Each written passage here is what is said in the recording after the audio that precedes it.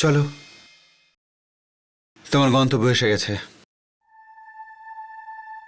এটা আমার গন্তব্য ছিল না কখনো, এখন হয়েছে। আসলে মানুষ যখন পথ হারিয়ে ফেলে তখন যেখানেই আশ্রয় নেয় সেটাকেই গন্তব্য ধরে নেয়। হ্যাঁ, যাত্রা তো অসম্পূর্ণই থেকে গেছে। হ্যাঁ, কিন্তু শুনেছি যে যেখানে রাস্তাটা আলাদা হয়ে গিয়েছিল সেখানেই দাঁড়িয়ে আছি আমরা, আর তোমার অপেক্ষা করছি আমি। ডায়লগ দেওয়ার অভ্যেসটা এখনো যায়নি শর্মাবাবু। অনেকদিন পরে আবার এই নামে ডাকলে আমাকে ভালো লাগলো। এতদিন পরে আবার এক হয়ে গর্ব হচ্ছে। এতক্ষণে তুমি ভুলে গেছো বোধহয় অতিথিরা তোমার অপেক্ষায় রয়েছে ভিতরে। দেরি হচ্ছে তোমার? যখন একা ছিলাম তখন মনে হয়েছিল বড্ড দেরি হয়ে গেছে। তোমার জন্য সময়ের আগেই পৌঁছে গেছি। থ্যাঙ্কস। তোমাকে নয়, বাইকটাকে বলছি। You are welcome. এটা বাইক নয়, আমি বললাম।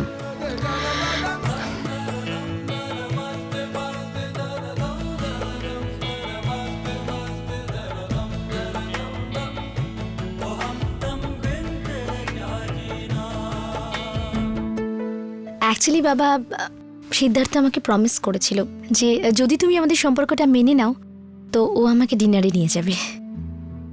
তুমি এরকম প্রমিস করেছিলে? হ্যাঁ, যদি আপনার পারমিশন থাকে তো। পারমিশন আমি দিতে পারি যদি একটা কথা মাথায় রাখো সিদ্ধার্থ, শ্রেয়ার ঠিক সময় মতন বাড়িতে ফিরে আসা চাই। Absolutely uncle. তুমি এখানে কি করছো?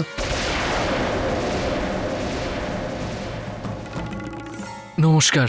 আমি জানতে চাইছি তুমি এখানে কি করছো? বসুধা, ওকে আমি ডেকে এনেছি।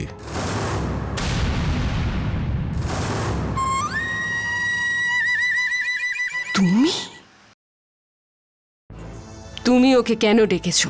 কারণ সিদ্ধার্থকে আমার পছন্দ, তাই ওকে আমি বাড়িতে ডেকে এনেছি। নমস্কার বসুধা দেবী, চিনতে পারলেন না? আমি Suraj Oberoi. Oh mister Oberoi, I am so sorry. আসুন, ইনি হলেন মিস্টার সূর্য ওবেরয়। ওনার ছেলে অতুলের সঙ্গে আমি শ্রেয়ার সম্বন্ধ ঠিক করেছি। নমস্কার রাইসিংহানিয়া বাবু। বাট দিদি, এক মিনিট শ্রেয়া, এক মিনিট। আমাদের বাড়িতে যখন অতিথিরা আসেন তখন ওদের সমাদর করতে হয়, জিজ্ঞাসা করতে হয় যে ওনারা কে এবং ওনারা কি চান, ওনারা কি করেন যে ওরা রায় সিংহানিয়ার বাড়িতে সম্বন্ধ নিয়ে আসতে চান। কি নাম বলেন যেন আপনার? আগে সুরজ ওবেরয়। আমাদের আগে দেখা হয়েছিল, চিনতে পারলেন না আপনি? আই এম সরি, আমার মনে হয় না যে এই নাম আমি কখনো কোথাও শুনেছি। আচ্ছা, আপনি কি কাজ করেন? আগে আমি একজন চার্টার্ড অ্যাকাউন্টেন্ট, ও। আর আমার ছেলে অতুল ইঞ্জিনিয়ার। ওবেরয় সাহেব, আমি আপনাকে একটা ছোট প্রশ্ন করতে চাই। হ্যাঁ বলুন। আপনি হলেন একজন বাবা, আপনার যদি মেয়ে থাকতো আর সেই মেয়ের যদি বিয়ে দিতে চাইতেন তাহলে আপনার চয়েস কেমন হতো?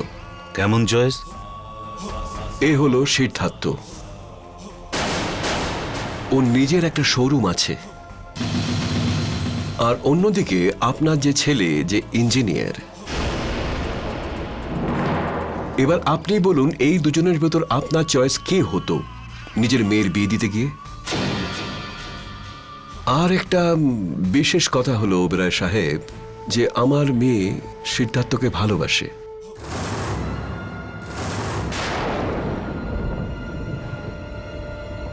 তো আপনি আমাকে এখানে অপমান করার জন্য ডেকে পাঠিয়েছেন?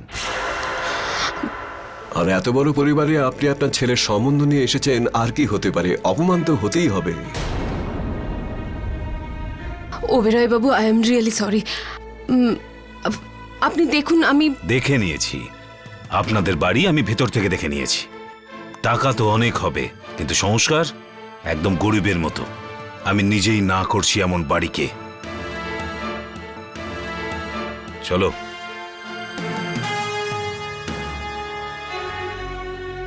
ঠিকই বলেছেন। তুমি শুধু ওনাদের অসম্মান করনি, নিজেই রায়সিংহানিয়া পরিবারের সম্মানকে রাস্তায় নামিয়ে এনেছো। বসুধা, আমি যখন আমার নিজের রূপ ধারণ করি তখন কি কি করতে পারি আমি, সেটা তুমি ভালো করেই জানো।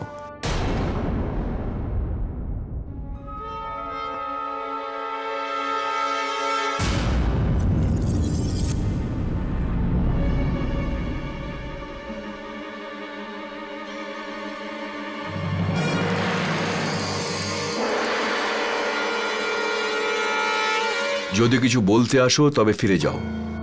আমি তোমার অবৈধ সন্তান বসুধার ব্যাপারে কথা বলতে আসিনি, বরং তোমার বৈধ সন্তান শ্রেয়ার বিষয়ে কথা বলতে এসেছি।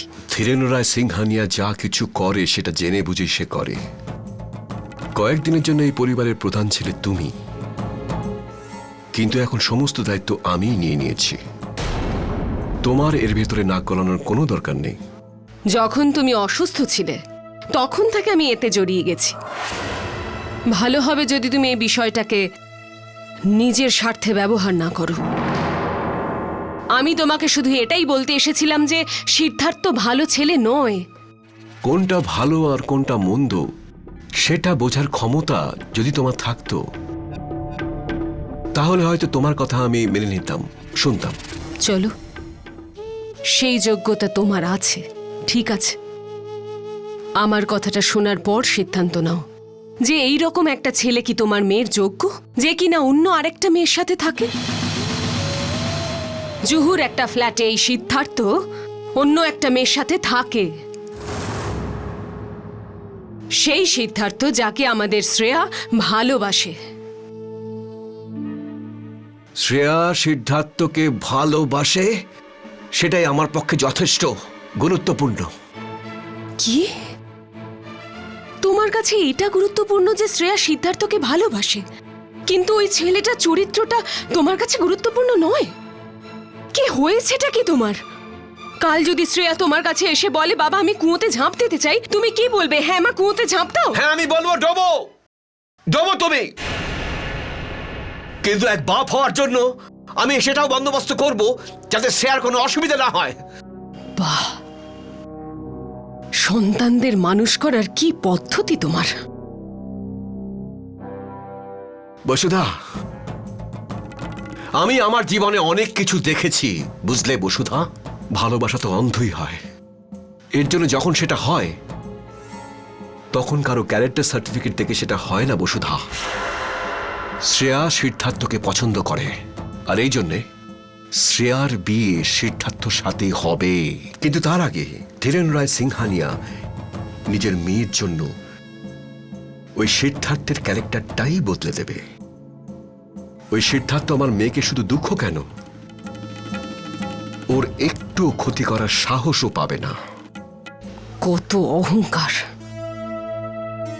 তাহলে এবার তুমি শ্রেয়ার ভাগ্য লিখবে? হ্যাঁ, শ্রেয়ার ভবিষ্যৎ এবার থেকে আমিই লিখব,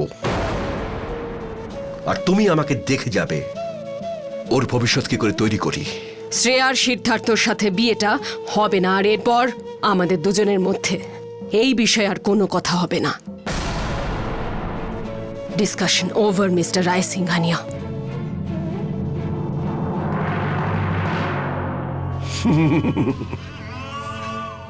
আলোচনা শুরু কখন করলাম, তুমি যে শেষ করতে চাইছো? শেষ তো হবেই। তোমার এই বাড়ির উপর করা কন্ট্রোল সেটা আমি শেষ করব।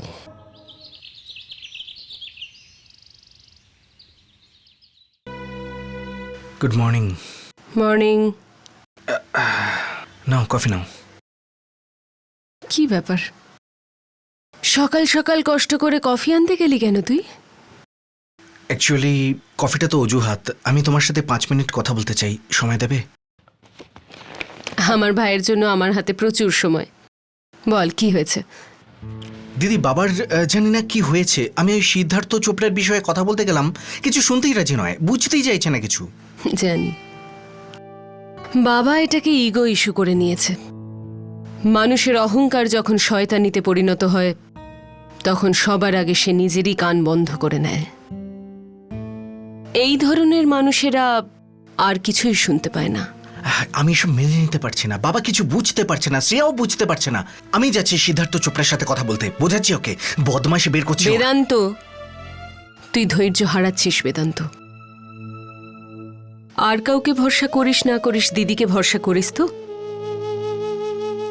তাহলে চিন্তাটা আমার ওপর ছেড়ে দে, আমি ট্যাকেল করে নেব। এবার এটা বল, ফ্যাক্টরিতে কি চলছে? হ্যাঁ, ওই গোবিন্দবাবুকেই সবাই চাইছে। খুব ভালো মানুষ, আমি বলে দিয়েছি কোনো অসুবিধা হলে আমার কাছে আসবেন। আমি ফ্যাক্টরির কথা জানতে চাইছিলাম বেদান্ত, গোবিন্দবাবুর কথা নয়। উনি অভিজ্ঞ মানুষ, গুরুজন আমাদের ফ্যাক্টরির। আমি ওনাকে খুব সম্মান করি। হুম, সম্মান তো আমিও করি। তাছাড়া ভাবছিলাম যে ওনার পরিবারও ভালোই, তাই না? দিদি, বোধহয় তোর অফিসের দেরি হয়ে যাচ্ছে, তাই না? না, আমার একদম দেরি হচ্ছে না। আমার হচ্ছে, আমার স্নানও হয়নি। হ্যাঁ, ফ্যাক্টরি যেতে হবে, তাই না? ভাই, আমি কিন্তু জানি তোর কেন দেরি হচ্ছে। ওকে। সেট, তুমিও না শুধুমাত্র ফোনেই রোম্যান্টিক কথা বলো, লাভ ইউ বলতে থাকো, কিন্তু প্রুভ করো না কিছুই। কি জানি তোমার কি হয়ে যায় যখন আমরা দেখা করি। Oh God, I call you back জান। শ্রেয়া, যে পথে দিদি, তুমি কি আবার ওই একঘেয়ে রেকর্ড শুরু করবে? যে সিদ্ধার্থ ভালো ছেলে নয়, তুই যেটা করছিস সেটা ঠিক করছিস না, তুই শেষ হয়ে যাবি, কাল রাতে যেটা হয়েছে সেটা একদম ঠিক হয়নি, et cetera et cetera. You know what, তোমার স্কুল থেকে বেরিয়ে আমি বাবার কলেজে অ্যাডমিশন নিয়েছি for higher studies, you know. আর তাছাড়াও বাবার তোমার থেকে অনেক বেশি জীবনের এক্সপিরিয়েন্স আছে, তাই না? So I completely trust him. আর জানো সব থেকে ইম্পর্টেন্ট ব্যাপার কি? যে বাবার তার এই মেয়ের উপর পুরো ভরসা আছে।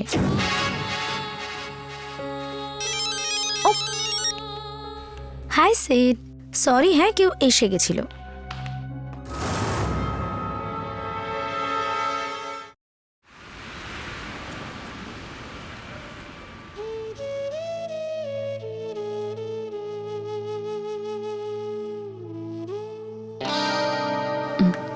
মে আই কাম ইন ম্যাম? তোমার আবার কবে থেকে ফর্মালিটিসের প্রয়োজন পড়লো? আসলে আজকাল আমি বুঝতে পারি না যে কেবিনেতে কাকে পাবো, বসুধা নাকি মিস রায় সিংহানিয়া। এনিওয়ে, নাগপুরের কেসের যে রিপোর্টটা দিয়েছিলাম আমি, সেটা নিয়ে তোমার কি মত? আমার পড়া হয়নি। আমি বেশ কিছুদিন ধরে লক্ষ্য করছি যে তুমি আনমনা হয়ে রয়েছ, কোনো কিছুতেই তোমার মন নেই। কি নিয়ে ভাবছো তুমি এত? যদি আমার কাছ থেকে তোমার দুঃখগুলো লুকিয়ে রাখার চেষ্টা করো তাহলে প্লিজ তা করো না। ছোটবেলায় ঠাকুমাকে যখন সোয়েটার বুনতে দেখতাম তখন এটাও দেখতাম যে উল জড়িয়ে যেত। ঠাকুমা যতবার ছাড়ানোর চেষ্টা করতো ততবারই জট আরো বেরিয়ে যেত। হয়তো আমার সম্পর্কগুলোরও তাই হয়েছে। যত স্বাভাবিক করার চেষ্টা করি ততই আরো জটিল হয়ে যায়।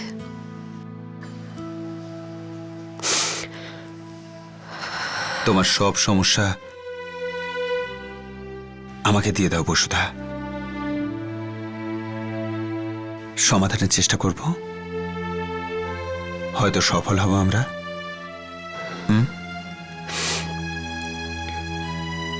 এবার বলো, কিসের সমস্যায় তুমি এত জর্জরিত? বাবা কি মায়ের জীবনে কম সর্বনাশ করেছে যে এখন উনি কি? এখন কি?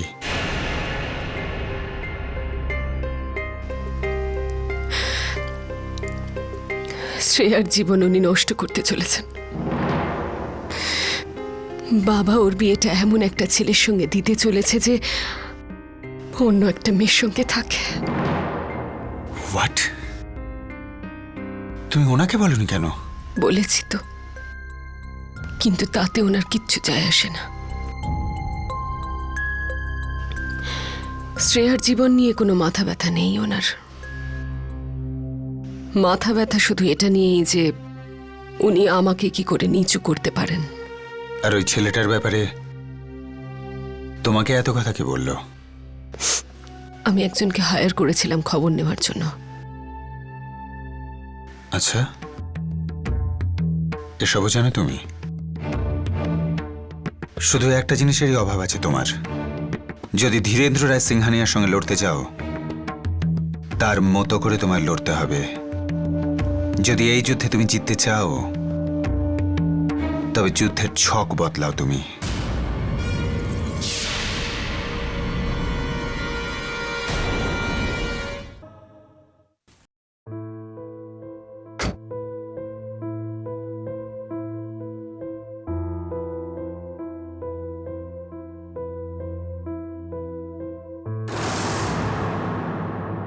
আমার বোন খুব ছেলে মানুষ সিদ্ধার্থ, আর এতটাই সরল যে ওর মধ্যে মানুষ চেনার ক্ষমতা এখনো নেই।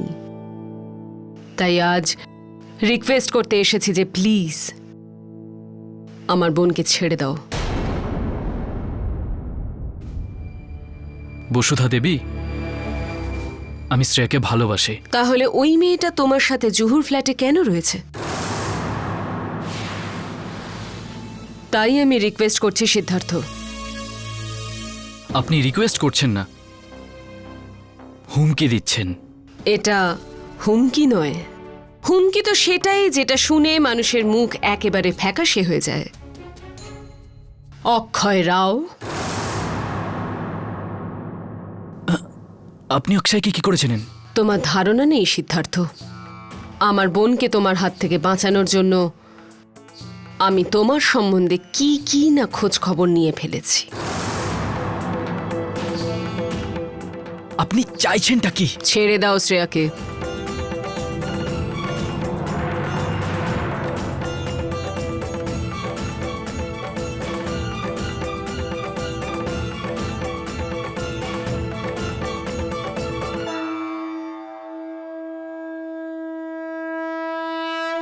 Sen, you amazing. হ্যাঁ, কখন থেকে তোমাকে ফোনে চেষ্টা করছি।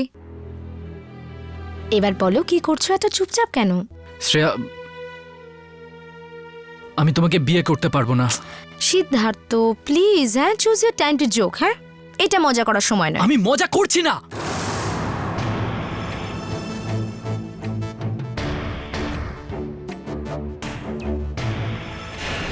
হ্যালো হ্যালো,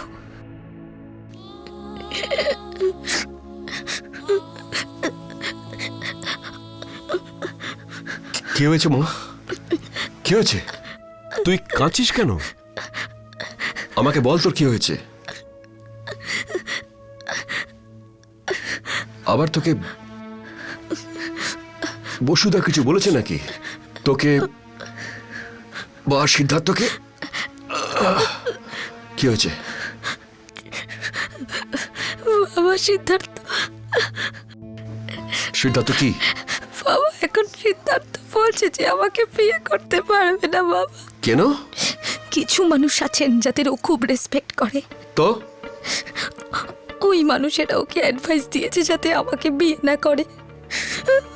একটা কথা বলি, অনুমান করতে পারিস কে কথাটা বলতে পারে?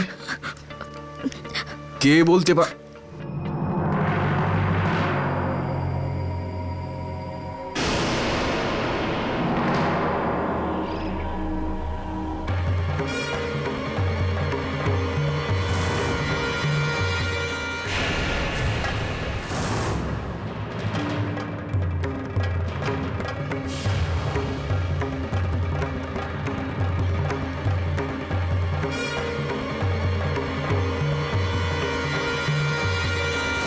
তুমি তো তোমার চাল চেলেছ বসুধা, এবার ধীরেন্দ্র রায় সিংহানিয়ার চালটা তুমি দেখতে থাকো।